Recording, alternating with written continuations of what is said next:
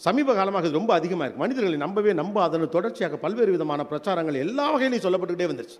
ஊடகங்கள் அதுக்கு முக்கியமான காரணம் அப்படின்னு ஒரு விமர்சனம் இருக்குது, அதை மறுக்க முடியாது.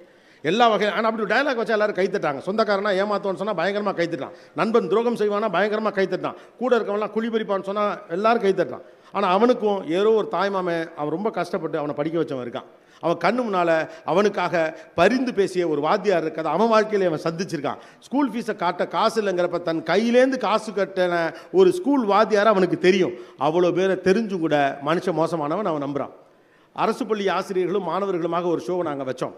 அது ரொம்ப நெகிழ்வாக பார்த்தது என்னன்னா, கிட்டத்தட்ட அங்கே உட்கார்ந்த ஆசிரியர்களில் பாதிக்கும் மேற்பட்டவர்கள் தன்னிடம் படிக்கக்கூடிய மாணவர்களுக்கு புத்தகங்கள் வாங்கி கொடுப்பதற்காக தங்கள் சொந்த பணத்தை கொடுத்திருக்கிறார்கள். அவனுக்கு தேவைப்படக்கூடிய கருவிகளை வாங்கி கொடுப்பதற்காக சொந்த பணத்தை கொடுத்திருக்கிறார்கள். அப்போ அந்த மனுஷன்லாம் இல்லையா, செத்து போயிட்டானா என்ன? அப்படிலாம் கிடையாது. நான் இருக்கேன்டான்னு சொல்ல எவனோ ஒருத்தர் இருக்கிற வரைக்கும் இந்த உலகத்தை எப்படி மனுஷன் இல்லைன்னு நீங்கள் சொல்ல முடியும்? இது